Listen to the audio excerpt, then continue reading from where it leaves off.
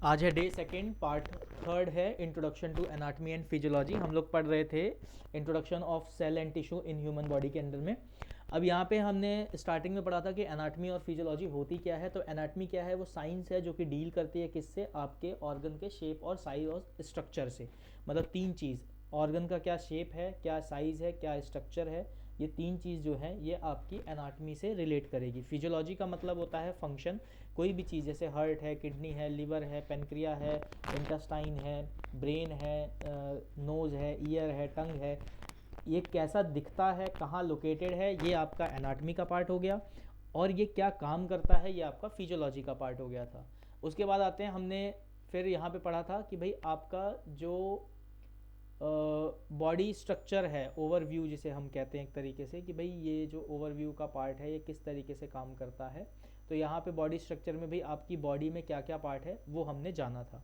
उसके बाद हमने आगे फर्दर समझा था कि भाई सेल क्या होता है और किस तरीके से सेल से आपका पूरा ऑर्गन या टिश्यू बनता है। तो बात करते हैं अगर सेल से कि भाई सेल क्या है। तो सेल एक सबसे smallest structure, functional unit of life है, जिससे क्या होता है कि आपका जो बॉडी पार्ट है, टिश्यू है, टिश्यू से ऑर्गन, ऑर्गन से सिस्टम, सिस्टम से पूरी बॉडी, इस तरीके से ये आपकी बॉडी जो है वो पूरी बनती है, पूरी तैयार होती है। एक इसके अंदर एक अगर डेफिनेशन की बात करें तो एक 3 लाइन डेफिनेशन इसमें दिया हुआ था। Cell is a smallest structure and functional unit of human body.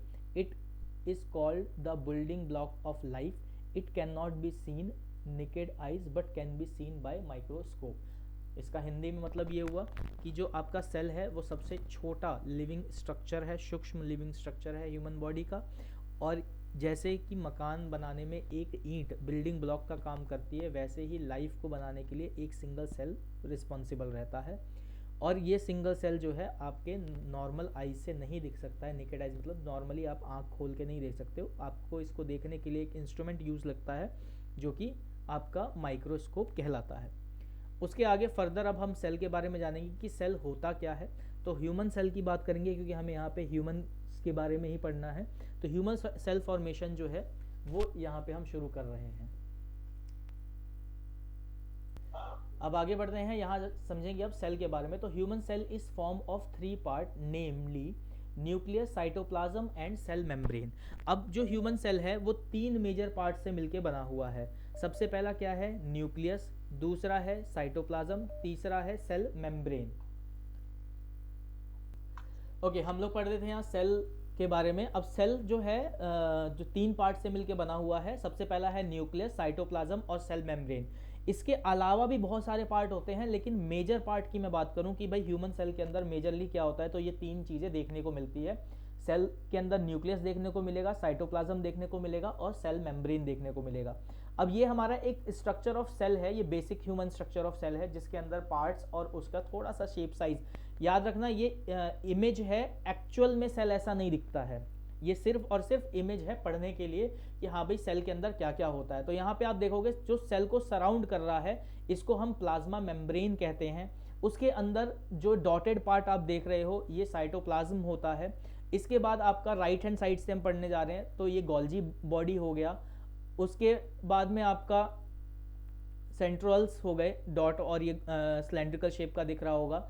फिर उसके बाद आपका स्मूथ एंडोप्लाज्मिक रेटिकुलम है जो कि आपके न्यूक्लियस से सराउंडेड है।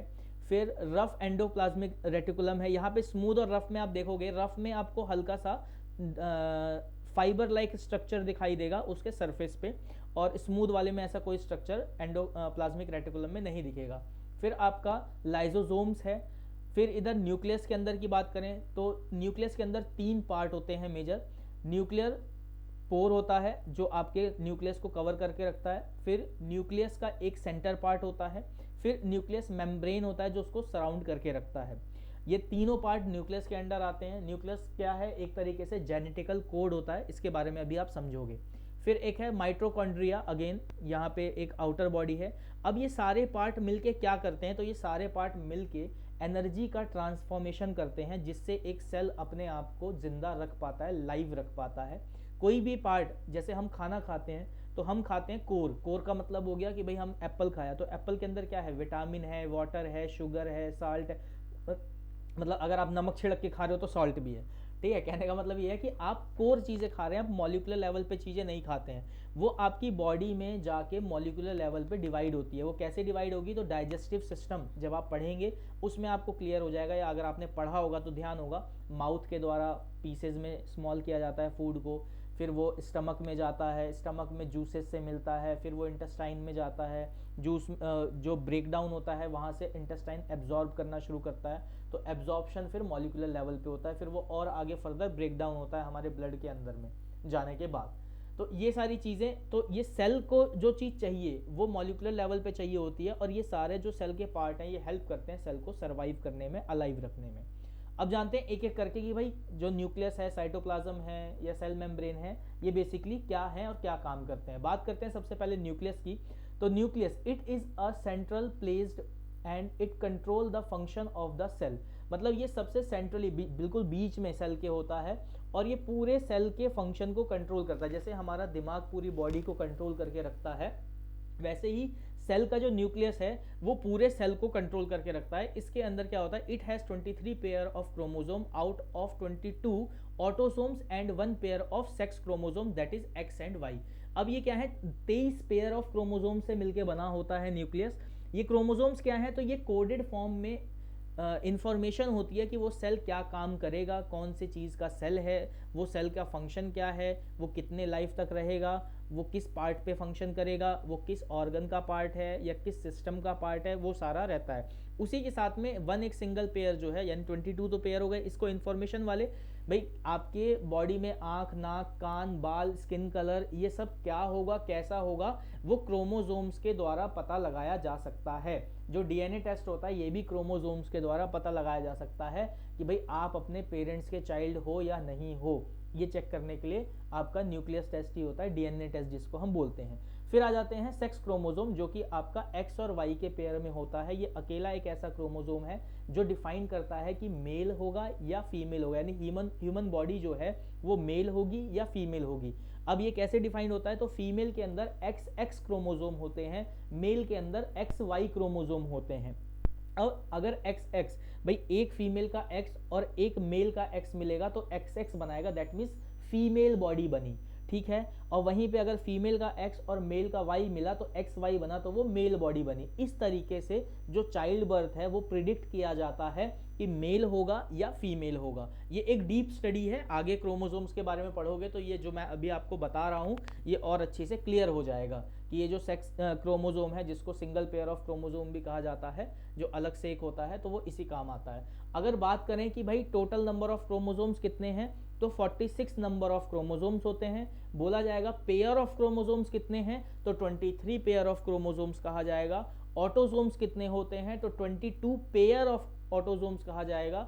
अगर टोटल नंबर ऑफ ऑटोसोम्स पूछा जाएगा तो वो आप 44 नंबर ऑफ ऑटोसोम्स कहोगे। आगे बढ़ते हैं। अब न्यूक्लियस के अंदर दो मेजर पार्ट होते हैं। Each gene represent a specific character of the body, जिसमें क्या है डीएनए और आरएनए कहा जाता है उसको। तो डीएनए की फुल फॉर्म होती है आपका, अब यहाँ पे बात करते हैं कि भाई each gene represent a specific characters of the body, मतलब जो भी आपका क्रोमोसोम है, हर एक जो जीन है, जिसको जीन कहा जाता है, वो रिप्रेजेंट करता है कि आपकी बॉडी क्या रहेगी। और वही जीन जो फॉर्म्ड है वो किससे मिलके बनता है, तो आरएनए और डीएनए से बनता है।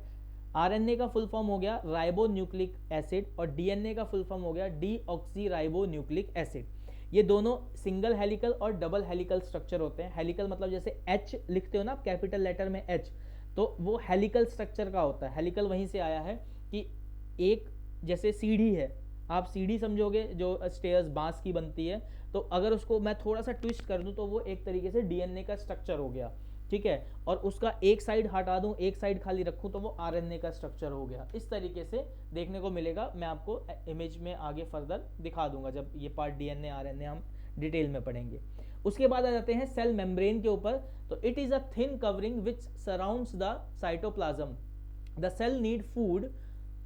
पहले इतना बताता हूँ कि सेल मेम्ब्रेन क्या है। तो ये आउटर लेयर है, आप डायग्राम पे दोबारा देख सकते हो। प्लाज्मा मेम्ब्रेन को ही सेल मेम्ब्रेन कहा जाता है। ये क्या है, एक आउटर लेयर है जो अंदर के सारे पार्ट पुर्जों को, सेल के पार्ट पुर्जे को एक जगह इकट्ठा करके रखता है, इधर उधर ज़्यादा भागने नहीं देता है, और उसका सेल का स्ट्रक्चर को डिफाइन करता है कि वो क्या शेप साइज का है, बड़ा है, छोटा है, कैसा है, कितने माइक्रोमीटर का है, कितने माइक्रोमीटर का नहीं है। माइक्रोमीटर यहाँ पे उसकी यूनिट है जिसमें हम सेल को मेजर करते हैं। ये जब आप आरबीसी, डब्ल्यूबीसी, प्लेटलेट ये सब पढ़ोगे तो उसके अंदर आपको देखने को मिलेगा, या कोई भी किसी भी तरीके का टिश्यू पढ़ोगे तो उसके साइज और शेप देखने को मिलेगा। अब आ जाते हैं, a cell need food for its development. Cell को खाना चाहिए अपनी ग्रोथ के लिए, जैसे हमें अपनी ग्रोथ के लिए खाना चाहिए वैसे ही सेल को चाहिए। It take food from the surrounding in the form of fat, protein, carbohydrate, also need oxygen.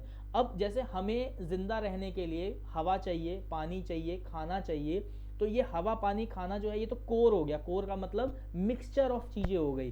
तो एक सिंगल सेल को जिंदा रहने के लिए एक फैट चाहिए होता है जो खाने से मिलता है, प्रोटीन चाहिए होता है वो भी खाने से मिलता है, कार्बोहाइड्रेट चाहिए होता है वो भी खाने से मिलता है, मिनरल चाहिए होते हैं तो वो पानी से मिल जाता है, ऑक्सीजन चाहिए होती है तो जो हम हवा लेते हैं, इनहेल करते हैं, वहां से मिल जाता है। तो ये मॉलिक्यूलर लेवल पे एक सेल को जिंदा रहने के लिए चीजें चाहिए होती है। क्या क्या है? फैट है, प्रोटीन है, कार्बोहाइड्रेट है, ऑक्सीजन है। ये सारी चीजें हम बाहर से लेते हैं, हमारी बॉडी ये सब नहीं बनाती है। और exit waste product and carbon dioxide outside the cell membrane. अब एक सेल, जैसे हम खाना खाते हैं तो हम स्टूल पास करते हैं, यूरिन पास करते हैं, और जब सांस छोड़ते हैं तो एयर भी एग्जिट कर रहे हैं। तो ये जो चीज़ है हमारा वेस्ट प्रोडक्ट है, स्टूल वेस्ट प्रोडक्ट है, यूरिन वेस्ट प्रोडक्ट है, और जो हम सांस छोड़ रहे हैं वो वेस्ट प्रोडक्ट है। तो कार्बन डाइऑक्साइड कैसे बनता है, यहाँ पे आप अगर ध्यान दो तो सेल का जो वेस्ट प्रोडक्ट है वो आपका कार्बन डाइऑक्साइड भी होता है, और इसके साथ साथ में अदर पार्ट भी वो एक्सक्रीट करता है। ठीक है, अलग अलग सेल अलग अलग चीजें एक्सक्रीट करते हैं। तो ऑक्सीजन लेवल पे, अगर एयर लेवल पे वेस्ट प्रोडक्ट देखा जाए तो कार्बन डाइऑक्साइड जो है वो सेल के द्वारा रिलीज किया जाता है हमारे ब्लड स्ट्रीम में, और वो ब्लड स्ट्रीम उसको लेके जाता है आपके लंग्स में, और लंग्स में वहाँ क्या होता है कि कार्बन डाइऑक्साइड जो बॉडी से आ रही है वो बाहर एग्जिट आउट हो जाती है, और जो हमने बाहर से मिक्सचर ऑफ गैसेज लिया था वो वहाँ पे ऑक्सीजन फिल्टर करके, जो हमारा लंग्स है वो ऑक्सीजन को फिल्टर करके ब्लड में सप्लाई कर देता है। अब आ जाते हैं आगे, आपने साइटोप्लाज्मा नहीं पढ़ा है। आ जाते हैं अब साइटोप्लाज्मा पे। तो साइटोप्लाज्मा क्या है? A semi solid fluid present around the nucleus, it contains a number of ultra microscopic particles. Cytoplasm क्या है? जैसे हमारी बॉडी है कई सारे चीज़ों से मिल के बनी हुई है, लंग्स है, लीवर है, किडनी है, मसल्स हैं, ठीक है, बहुत सारे टिश्यू, बहुत सारे सेल्स से मिलके बनी है। तो ऐसा ही सेल के अंदर जो आपका गोल्जी अपरेटस है, न्यूक्लियस है, एंडोप्लाज्मिक रेटिकुलम्स हैं, तो इन सब को काम करने के लिए एक सरफेस, जैसे हमारा घर है, घर में किचन होता है, वॉशरूम होता है, ड्राइंग रूम होता है, बेडरूम होता है, लिविंग रूम होता है, बालकनी होती है, कॉमन एरिया होता है, तो ये सब अपनी अपनी जगह पे रहे, तो इसको जगह पे रखने के लिए क्या है, हम एक एरिया डिफाइंड करते हैं और उसमें चलने के लिए रास्ता बनाते हैं। तो जो साइटोप्लाज्म है वो एक तरीके से मीडिएटर का काम करता है। अगर सेल को कोई चीज़ एंटर करनी है, यानी कोई चीज़ लेनी है, तो वो साइटोप्लाज्म यानी जो सेल मेम्ब्रेन है उसमें से कहीं एक जगह से ओपन होगा, वहाँ से इनगल्फ करेगा, इनगल्फ मतलब लेगा, और वो साइटोप्लाज्म की हेल्प से ही वो अलग अलग जगह पे जो सेल के पार्ट हैं उसके पास पहुँचेगा। यानी कोई इंफॉर्मेशन अगर सेल को पहुंचानी है तो वो साइटोप्लाज्म जो लिक्विड, सेमी फ्लूइडिक लिक्विड होता है, सेमी सॉलिड, उसी की हेल्प से वो चीज़ें पहुंचाता है। अब आगे आते हैं टिश्यू। यहाँ पे सेल तक का आपको पार्ट क्लियर हो गया, उम्मीद करता हूँ समझ में आ गया होगा कि सेल कैसा होता है, क्या काम करता है, किस लेवल पे उसको क्या मटेरियल चाहिए होता है। दो चीज़ें और पॉइंट नोट करने वाली है, एटीपी और एडीपी, ये दो फॉर्म ऑफ एनर्जी होती है जिसको हम एडिनो ट्राइफॉस्फेट और एडिनो डाइफॉस्फेट बोलते हैं, जो सेल के द्वारा एनर्जी लेना और एनर्जी रिलीज करना, कोई भी काम करने में कहते हैं ना कि एनर्जी लगती है, तो ये दो फॉर्म ऑफ एनर्जी होती है जो सेल के द्वारा यूटिलाइज की जाती है और एग्जिट किया जाता है। अब आ जाते हैं टिश्यू के ऊपर। तो टिश्यू क्या है? A number of cell. Okay, अब आ जाते हैं टिश्यू पे, अब आते हैं टिश्यू फॉर्मेशन पे। तो सबसे पहले टिश्यू होता क्या है तो ये समझ लेते हैं। A number of cell doing a particular function is called a tissue. अगर मान लो बहुत सारे सेल मिलके कोई एक काम कर रहे होंगे तो वो एक पर्टिकुलर टिश्यू कहलाएगा। A tissue various type, tissue का क्या है? वेरियस टाइप होता है। कौन कौन सा होता है? तो 4 मेजर टाइप में यहाँ टिश्यू को पहले डिवाइड किया गया है, epithelial tissue, muscular tissue, connective tissue और नर्वस टिश्यू। ये अलग अलग डायग्राम दिए हुए हैं, आप इसको चाहो तो गूगल पे भी सर्च करके डायग्राम बना सकते हो, इंपॉर्टेंट है, बना लेना, याद रहेगा। हर एक टिश्यू का अपना काम होता है, जैसे हर एक सेल इंडिविजुअली एक सिंगल काम के लिए रिस्पॉन्सिबल होता है, वैसे ही हर एक टिश्यू अपने एक सिंगल काम के लिए रिस्पॉन्सिबल होता है। कुछ टिश्यू के नाम से आपको पता लग जाएगा कि वो क्या काम करता है। जैसे इपिथेलियल है, इपिथेलियल आपको समझ में नहीं आएगा कि ये क्या काम कर रहा है, ये स्किन लेयर का टिश्यू होता है। मस्कुलर टिश्यू यानी ये मसल बना रहा है। कनेक्टिव टिश्यू इसका मतलब ये कोई दो चीजों को जोड़ने का काम कर रहा है। नर्वस टिश्यू इसका मतलब ये ब्रेन में जो हमारे नर्व सेल्स हैं ये उससे रिलेटेड है। तो इस तरीके से आप ये याद रख सकते हो। इपिथेलियल का आपको बस इतना याद रखना है कि ये आपके स्किन लेयर जनरेट करता है, चाहे वो इंटरनल हो चाहे वो एक्सटर्नल हो। स्किन लेयर कहीं भी बन रही होगी, जैसे स्टमक है, स्टमक के अंदर भी एक स्किन की लेयर होती है, बाहर भी एक स्किन की लेयर होती है, तो वो लेयर जो है वो इपिथेलियल की लेयर रहती है। ठीक है, इसमें भी अलग अलग वेराइटीज आपको देखने को मिलेगी। तो यहाँ पे मेजर तौर पे अगर देखें तो 4 पार्ट में टिश्यू को डिवाइड किया जा रहा है, जो कि है epithelial, muscular, connective and nervous. इसके साथ में एक टिश्यू और है, बोन टिश्यू होता है, जिसका डायग्राम ये डॉटेड और राउंड राउंड सा जो जैसे कांटे जैसी तारे होते हैं वैसा दिख रहा होगा, ये बोन टिश्यू है। तो अलग अलग टिश्यू है, आप इसको देख सकते हो। इसमें डायग्राम के हेल्प से जो है टिश्यू को डिफाइन किया हुआ है। यहाँ ABCD जो लिखा हुआ है उससे आपको आइडिया लग जाएगा कि कौन सा क्या टिश्यू है। ठीक है, वो आप देख लोगे। मैं अभी बता देता हूँ कि इपिथेलियल टिश्यू कैसा होता है, कनेक्टिव टिश्यू कैसा होता है। तो यहाँ पे सबसे पहले ए डायग्राम पे आ जाओगे, इपिथेलियल टिश्यू। ए डायग्राम आप खोलोगे तो इसमें देखोगे कि बैम्बूज जैसे बांस की लकड़ियां होती है ना, उस तरीके का आपको देखने को मिलेगा। ब्रांच ऑफ मसल फाइबर लिखा हुआ है यहाँ पे। तो ये आपका इपिथेलियल टिश्यू का डायग्राम है। ठीक है, ए नंबर 1 ये है, यहाँ पे ये दिख रहा है आपको। तो यहाँ पे इपिथेलियल टिश्यू क्या होता है, it forms inner and outer covering of a body, example skin, mucus, membrane etcetera. जैसे मैंने अभी आपको बताया कि इपिथेलियल टिश्यू का क्या काम है, आउटर और इनर लेयर बनाने का काम है। जैसे मेरी बाहर की स्किन है तो ये इपिथेलियल टिश्यू से बनी हुई है मिलके। मेरे कोई ऑर्गन सिस्टम की स्किन है वो भी इपिथेलियल टिश्यू से मिलके बनी है। लिप्स हो गए, नोज हो गए, ईयर हो गए, जो बाहर से स्किन दिखाई दे रही है वो सभी एक तरीके के एपिथेलियल टिश्यू के कैटेगरी में आते हैं, जिसका काम होता है स्किन बनाना का। और म्यूकस मेम्ब्रेन क्या होता है, म्यूकस मेम्ब्रेन होता है जो हमारा इंटरनल ऑर्गन है उसके अंदर जो लेयर होती है, जैसे इंटेस्टाइन की लेयर हो गई, स्टमक की लेयर हो गई, लिवर की लेयर हो गई, हार्ट की लेयर हो गई। ठीक है, तो वो सारी जो है वो म्यूकस मेम्ब्रेन के पार्ट के अंदर में आती है। यानी मेजर जो पार्ट है आपका इपिथेलियल टिश्यू का वो आपका स्किन और म्यूकस मेम्ब्रेन बनाता है, एग्जाम्पल के तौर पे है यहाँ पे। फिर आ जाते हैं connective tissue. As the name indicate it connect different tissue, जैसे आपका ब्लड हो गया, बोन हो गया, कार्टिलेजेस हो गई, फैटी टिश्यू हो गए, यानी जोड़ने का काम करता है। ये दो तरीके के टिश्यू को, दो तरीके के चीजों को जोड़ने का जो काम कर रहा है उसको हम लोग कनेक्टिव टिश्यू भी बोलते हैं।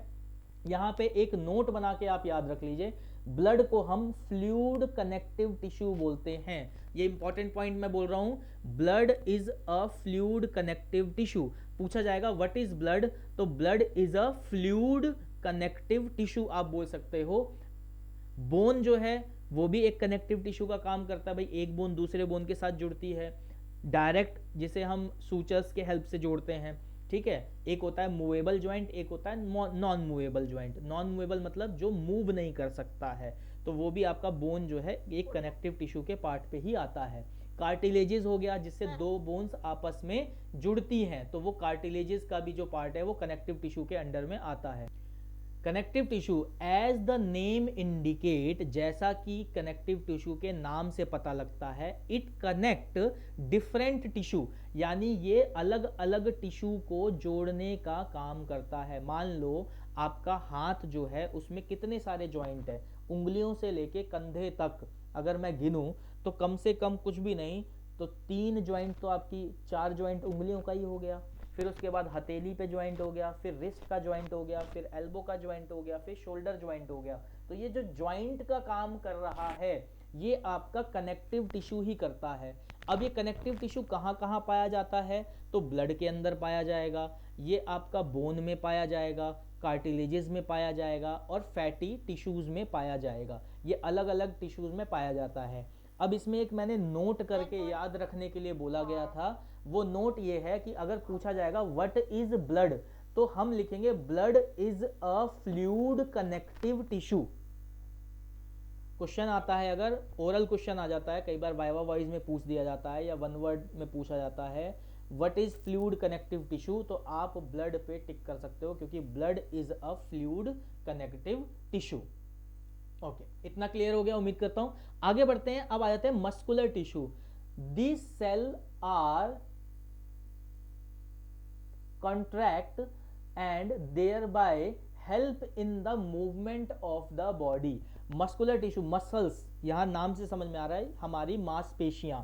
तो मस्कुलर टिश्यू का क्या काम होता है, मूवमेंट में हेल्प करने का काम करेगा। अब कैसे मूवमेंट में हेल्प करेगा, भाई हमारा हाथ है, अब कुछ सेल आपस में जुड़ेंगे, खींचेंगे, और कुछ सेल आपस में रिलैक्स करेंगे। जैसे रबड़ होती है, कुछ जब रबड़ को फैलाना है तो हम खींचते हैं पकड़ के, वो फैल जाता है, फिर वापस से उसको नॉर्मल करेंगे तो अपनी पोजीशन में आ जाएगा। ऐसे ही हमारी बॉडी में मूवमेंट करने के लिए, जैसे मैं बोल रहा हूं तो बोलने के लिए मेरे मस्कुलर टिश्यू जो है वो रिस्पॉन्सिबल है। क्यों रिस्पॉन्सिबल है, क्योंकि मेरे मसल्स में इतनी एनर्जी बार बार रेपिटेडली यूज कर रहा है कि वो मूवमेंट कर सके, आपस में सेल मिलके मूव कर सके। इसको और अच्छी से समझना हो तो ऐसे समझो कि जैसे आपका बाइसेप्स है, ठीक है, आप जब हाथ सीधा करते हो तो बाइसेप्स मसल्स थोड़ी सी साइज में कम मतलब नॉर्मल हो जाती हैं, और जब हाथ मोड़ते हो तो बाइसेप्स आप नोटिस करोगे कि एक तरफ से थोड़ा सा फूल जाता है, दूसरी तरफ से हल्का स्ट्रेच हो जाता है। हाथ जब मोड़ते हो तो एक तरफ से आपको थोड़ा सा ऐसा लगेगा कि आपस में चीजें इकट्ठा हो गई, वो सेल आपस में इकट्ठा हो गए, और उसके जस्ट अपोजिट में आपको फील होगा कि वो आपस में सेल उसके खींचे हैं। तो ये मस्कुलर मूवमेंट जो है वो मस्कुलर टिश्यू की हेल्प से किया जाता है, यानी these cell are contract and relax thereby it help in the movement of the body। यानी बॉडी का कोई भी पार्ट मूव करने के लिए मस्कुलर टिश्यू सबसे ज्यादा रिस्पॉन्सिबल होता है, और मस्कुलर टिश्यू मस्कुलर सेल से मिलके बना होता है। ऐसे ही कनेक्टिव टिश्यू कनेक्टिव सेल से मिलके बना होता है, इपिथेलियल टिश्यू इपिथेलियल सेल से मिलके बना होता है। ये याद रखने का एक पॉइंट है। उसके बाद आ जाते हैं नर्वस टिश्यू पे। The unit of nervous system tissue is called neuron. Nervous tissue का जो सेल होता है जिससे नर्वस टिश्यू बनता है उसको हम न्यूरॉन कहते हैं।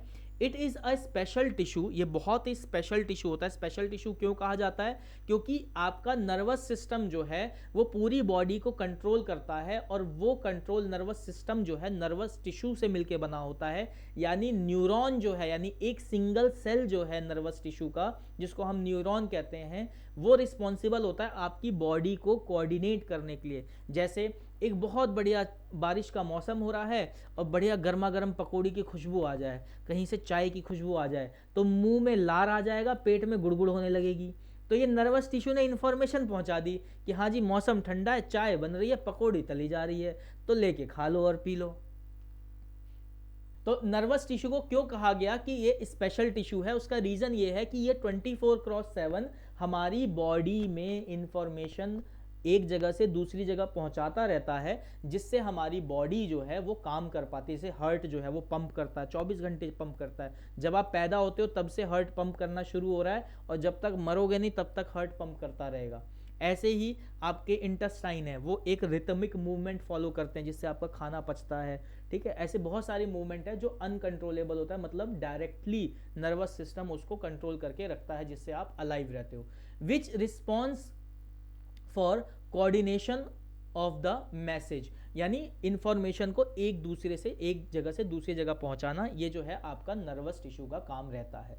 तो ये था आपका लेक्चर जो कि कंप्लीट हो चुका है 3 पार्ट के अंदर, जिसमें हमने introduction to anatomy and physiology पढ़ा था, जिसमें आपका जो मेजर पार्ट था वो सेल और टिश्यू का था। उम्मीद करता हूं कि ये लेक्चर इस पार्ट तक आपको क्लियर हुआ होगा।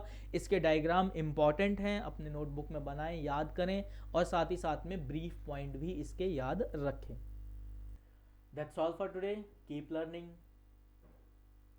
Thank you for watching.